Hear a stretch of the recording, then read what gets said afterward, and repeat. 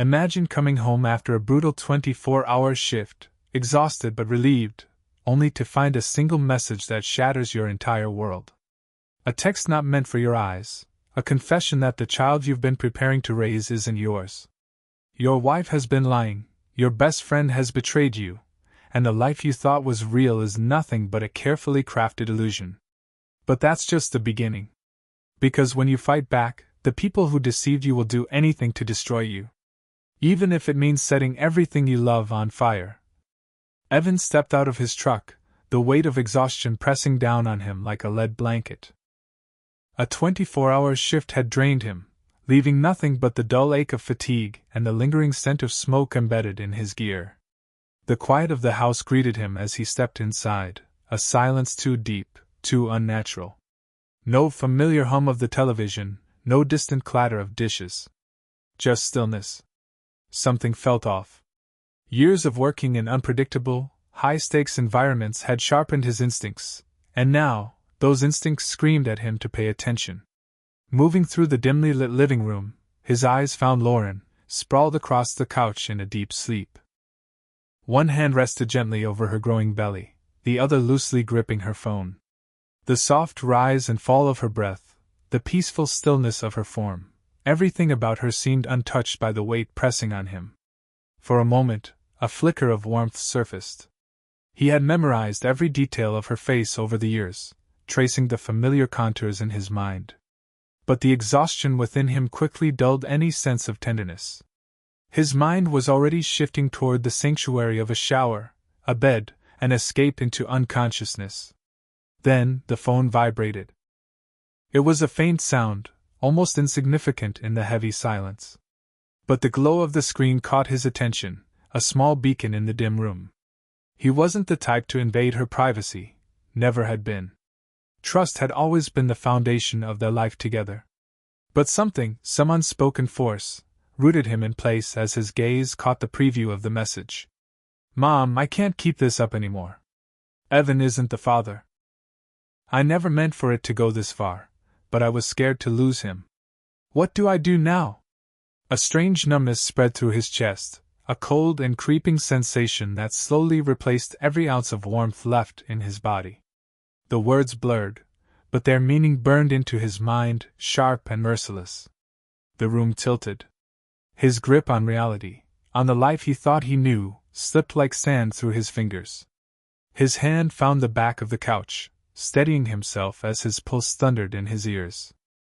The house, once familiar and safe, suddenly felt foreign, like a set piece in a life that had never truly been his. Lauren stirred, her breathing shifting as she drifted toward wakefulness. A drowsy smile formed as she blinked up at him, but the moment her gaze met his, the warmth in her expression faded. She sensed it immediately, the shift, the rupture, the silent accusation hanging between them. His fingers tightened around the phone, the cool surface pressing into his palm. The words on the screen seared into his thoughts, looping over and over, demanding answers that no explanation could undo. Lauren's face drained of color. Her mouth opened, but no sound came, only the flicker of hesitation, the kind that confirmed everything without needing to be spoken aloud. The silence stretched, thick with unspoken confessions. It wasn't shock that settled over him, but clarity. A slow, inevitable realization. For months something had been wrong. He had dismissed the subtle changes, explained away the distant looks, the half-hearted apologies, the vague excuses. Now, every moment, every small shift in her behavior, slotted into place like pieces of a puzzle he hadn't known he was assembling. The answer had been there all along, lurking beneath the surface, waiting for him to acknowledge it. The betrayal wasn't just in the act, it was in the deception, the quiet erosion of trust, the months spent living inside a lie. And now, faced with the undeniable truth, he felt nothing but the dull weight of inevitability. 6 months. That's what she would say. He didn't need to ask. The timeline was already taking shape in his mind, aligning with the moments that had never made sense before. And then the name. Trevor. The sound of it echoed through his thoughts, cutting deeper than any physical wound. His closest friend. The man who had stood beside him through countless challenges. The godfather to their adopted daughter. The depth of it was staggering. This wasn't just about Lauren. It wasn't just about a child that wasn't his. It was the complete unraveling of everything he had built, his marriage, his friendships, his understanding of his own life. His presence in the room felt meaningless now. There was nothing left to say, no conversation that could undo what had been done. The past couldn't be rewritten, and the damage couldn't be undone. Without another glance, he turned away. The weight of finality settled over him as he moved toward the stairs. He could hear her shifting behind him, could feel the plea forming on her lips. A desperate attempt to reach him, to find some way to mend what had already shattered beyond repair. But there was no saving this. His footsteps echoed in the quiet, each step taking him further from the life he had believed was his. Somewhere behind him, her voice broke the silence, soft, fragile, barely above a whisper. The words weren't necessary. He already knew what she was asking. But he had no answers left to give. And as he walked away, one thought settled in his mind, clear and absolute. Whatever this had been, whatever they had built, it was over. Evans sat in his truck, gripping the steering wheel so tightly that his knuckles turned white. The world outside moved as usual. Cars passed, pedestrians crossed streets, life continued. But for him, everything had shifted. The reality he had built was gone, replaced by a bitter, inescapable truth. The house behind him no longer felt like home. The walls held memories, laughter, moments of warmth, but now, all he could see were shadows of deception. Every detail was tainted. The couch where they had spent lazy Sunday mornings, the kitchen where they had shared meals, the bedroom where trust had once existed. Hours blurred together before he forced himself to move. There was no room for hesitation. At the law office, the scent of polished wood and freshly brewed coffee filled the air, but Evan barely noticed. He sat across from Rachel, the lawyer who had come highly recommended for cases like his, ruthless, strategic, efficient. She listened without interruption as he laid out the facts. His voice remained steady, but the weight of his words pressed against him like an unseen force. Rachel took notes with precision, her pen gliding across the legal pad. When he finished, she exhaled slowly, assessing him. "Divorce before the birth complicates things," she finally said, flipping through the documentation he had provided. "But not impossible. Paternity testing will be crucial. You also mentioned financial concerns?" Evan nodded and reached for his phone. He had spent the last several hours sifting through transactions, hotel bookings, expensive dinners, cash withdrawals. They had been careful, but not careful enough. The digital trail was there, and it led straight to Trevor. Rachel studied the evidence, her expression unreadable. "This strengthens your case," she said, tapping her pen against the desk.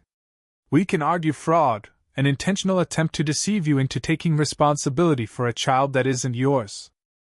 The words stung, but Evan forced himself to nod. She continued, "Given that you've supported Lauren financially, we can push for damages. Courts take paternity fraud seriously, though proving intent is key. And there's another matter, your daughter. Sophie." The thought of her was a rare point of clarity. His daughter, his responsibility, the only thing that still felt real in the mess Lauren had created. "I want full custody," he said, the words firm. Rachel studied him for a long moment. "It won't be easy," she admitted. "Family courts tend to favor mothers unless there's proof that she's unfit." He slid another document across the desk, a detailed record of Lauren's behavior over the past months. Late-night disappearances, erratic decisions, unexplained spending. She had grown reckless, believing he would never question her actions. Rachel skimmed the papers, nodding. "This helps. We'll need more, though. Witnesses, statements, anything that paints a picture of instability. If we build this right, you have a real chance." Evan leaned back in his chair. His body ached from exhaustion, but there was no room for rest. Not yet. As he left the office, his phone vibrated. A message from a colleague. "Man, I just heard. I don't know what to say. If you need anything, we've got your back. Evan frowned. He hadn't told anyone. The realization hit him with a cold, sinking weight. People knew. At the station, whispers followed him like smoke from a dying fire. Conversation stopped when he walked by. Some avoided his gaze, others offered forced nods of acknowledgement. The betrayal hadn't been private. By the time he reached his locker, 2 of his coworkers had approached him. Their expressions were cautious, uncertain. "We thought you knew," one of them finally admitted. A hollow laugh escaped before he could stop it. Knew? He had been the last to know. Trevor had been careless. The signs had been there, the private conversations, the knowing glances, but no one had said a word. Either out of fear or misplaced loyalty, they had let him walk blindly into the wreckage of his own life. The anger burned slow, controlled. There was no point in lashing out. It wouldn't change the past. Instead, he channeled it into something useful. That night, he stayed late at the station, drowning himself in paperwork and strategy. Every detail of the legal battle ahead required his full attention. He reviewed statements, gathered documentation, prepared for the fight. Somewhere between case files and exhaustion, another piece of the puzzle surfaced. Trevor wasn't just involved in his personal life. He had left traces elsewhere, business deals that aligned too perfectly with Evan's financial decisions. Lauren had access to all of it. It was deeper than an affair. Evan sat back, the realization settling in. They hadn't just betrayed him emotionally. They had tried to dismantle him completely. And now, it was his turn. As dawn approached, he sent one last message. "Rachel, I need to add something to the case. This goes beyond personal. It's financial fraud, too." The war had only begun. Evan buried himself in work. The long hours at the fire station provided a convenient escape, a place where exhaustion numbed his thoughts and duty filled the void left behind. Every shift, he pushed himself further, taking the most dangerous calls, volunteering for extra hours, anything to keep his mind from circling back to the betrayal that had reshaped his life. The divorce proceedings were underway, the custody battle set in motion, but none of it felt real yet. Lawyers exchanged documents, court dates were scheduled, and evidence mounted. He knew Rachel was building a strong case, and yet, the process felt like wading through thick, unrelenting fog. One evening, as he filed reports in the station's office, fragments of conversation drifted from the hallway. "They say he's barely sleeping. Can you blame him? His whole life imploded. And with Trevor? Man, that's next-level betrayal." Evan didn't react. The rumors weren't surprising. His life had become an open discussion, dissected in hushed tones by those who didn't know how to approach him directly. He had stopped expecting loyalty from anyone outside his immediate circle. But not all attention was unwelcome.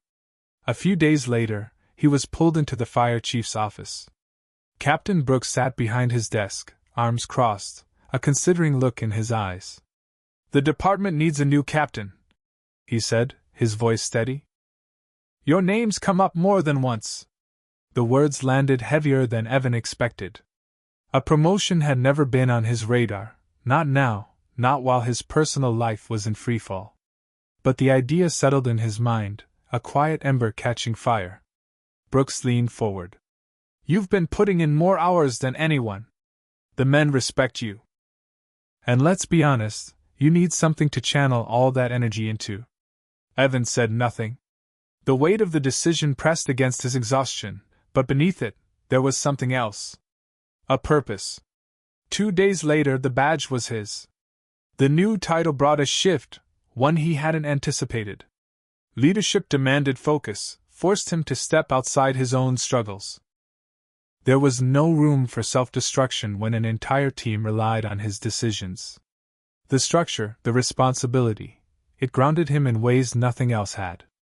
But the ghosts of the past weren't so easily silenced. Late one evening, as he reviewed city permits for new developments, a familiar name surfaced. Trevor's company had submitted plans for a large real estate project on the outskirts of town, an area dangerously close to where recent wildfires had burned. Evan stared at the documents, his jaw tightening. Trevor had always been calculated, always a step ahead. The project, rushed and incomplete, lacked critical fire safety measures. Any other name on the paperwork, and it might have slipped through unnoticed. But Evan knew better. His fingers hovered over the red stamp. Denying the permit would be justified, the risks were real. But it wasn't just about regulations. This was personal, and he knew it. A deep breath steadied him. He reached for a new form, outlining the exact safety modifications required. The changes would delay the project, force Trevor's company to invest more time and money. A minor victory, but a clean one. Petty revenge wouldn't serve him. He would do this the right way. But some battles required more than patience. For weeks, he had sat on the knowledge of Trevor's insider trading, the way he had used privileged information to sabotage Evan's investments. The proof sat neatly in an encrypted file, untouched, waiting. That night, as the fire station emptied and silence filled the halls, Evan composed an anonymous email. He attached the documents, detailing Trevor's manipulation of financial markets, and addressed it to the appropriate regulatory agency. His finger hovered over the send button. Once he did this, there was no undoing it. Trevor would face an investigation, consequences that stretched beyond their personal war. The memory of his former friend's betrayal flickered through his mind. The quiet lies, the stolen trust, the smug certainty that he would never be caught. Evan pressed send. The message vanished from the screen, and with it, the last remnants of hesitation. By morning, the wildfire outside the city continued to rage, an unstoppable force creeping towards civilization.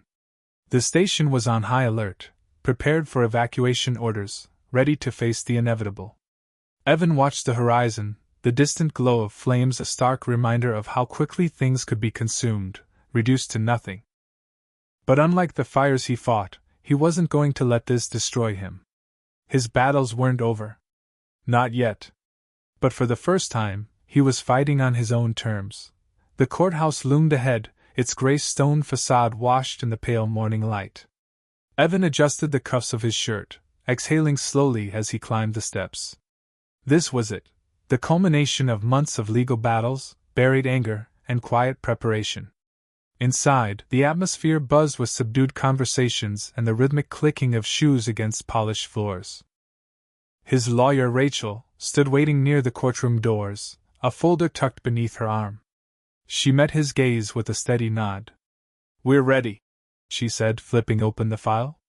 "Custody is our strongest argument. You've proven stability, financial security, and a consistent presence in Sophie's life. We've also established a pattern of questionable behavior from Lauren, erratic spending, late nights, and," she tapped a document, "misuse of joint financial assets." Evan absorbed the words, though his mind was elsewhere. Across the room, Lauren and Trevor sat together, their postures rigid. Trevor, as always, wore confidence like armor, but Lauren, she looked different. Strained. The weight of consequences was beginning to settle on her. The courtroom doors opened. It was time. As the proceedings unfolded, Rachel moved with precision, laying out each point with unwavering control.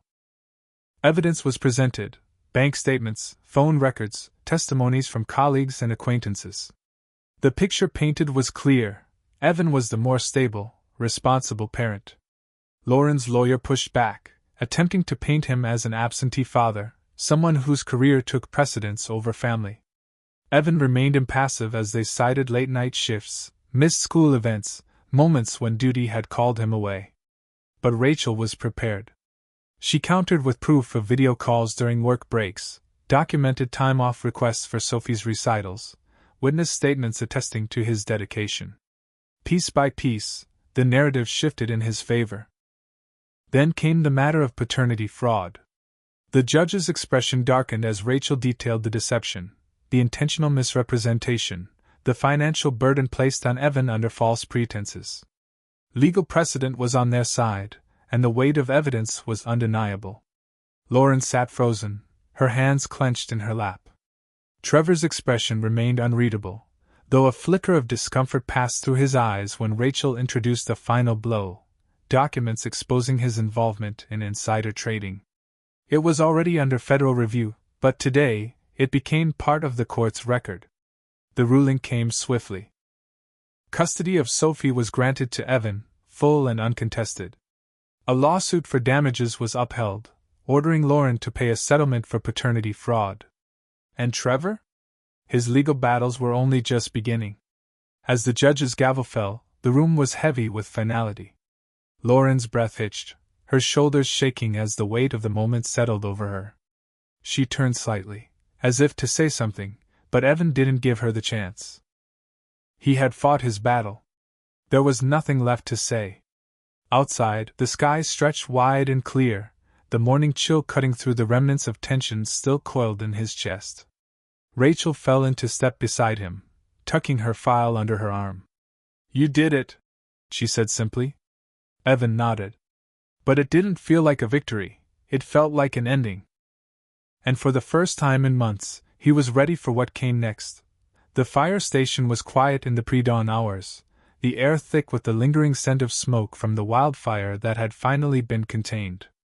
Evan sat at his desk, exhaustion pressing against his shoulders, but sleep wasn't an option. Reports needed filing, shift rotations had to be organized, and beneath it all, a restless energy kept him on edge. The court battle was over. The legal fights, the betrayals, the weight of uncertainty, it was all behind him. He had won custody of Sophie. Trevor's financial schemes were under federal investigation. Lauren had lost more than she ever anticipated.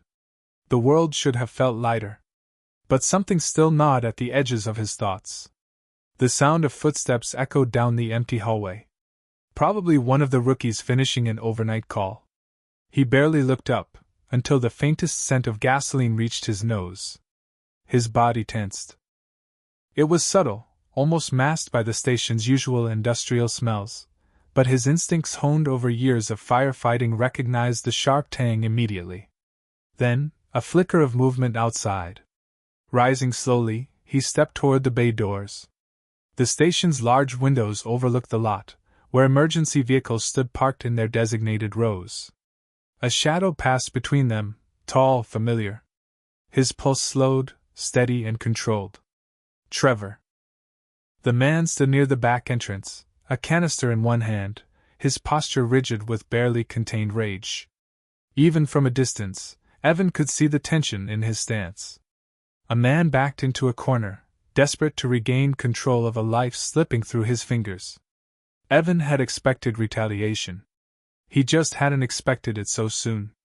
Keeping his movements slow, he reached for his radio, but before he could signal for backup, another figure stepped into view. Lauren. She was standing closer, her expression unreadable in the dim security lights. Unlike Trevor, she wasn't moving. She wasn't holding anything. Just watching. For a moment, Evan thought she might stop this. That some remnant of reason still lingered beneath the mistakes she had made. But when Trevor uncapped the canister and began pouring accelerant along the pavement near the entrance, she didn't move. She wasn't stopping him. She was letting it happen. Evan inhaled slowly, controlled. There was no panic, no rush of fear. Just a cold, quiet certainty that whatever this was, it ended tonight. The bay door creaked as he pushed it open. The sound made Trevor's head snap up, his expression twisting into something wild, unhinged. Evan met his gaze, unmoving. Trevor had always been the type to think he could manipulate every outcome, control every situation. But this was reckless. This was desperation. And desperate men made mistakes. Lauren shifted beside Trevor, arms wrapped around herself as if trying to disappear into the shadows. Evan stepped forward, just enough to make it clear he wasn't afraid. The fire station wasn't just his workplace. It was his second home, the place that had given him purpose when everything else had crumbled. And Trevor had chosen it as his target. Foolish mistake. Trevor's grip on the canister tightened. There was no speech, no final declaration of vengeance. Just the faint metallic click of a lighter flipping open. A distraction? That was all he needed. Evan's training took over. A single, precise step forward, fast enough to break Trevor's focus, but not enough to seem like a threat.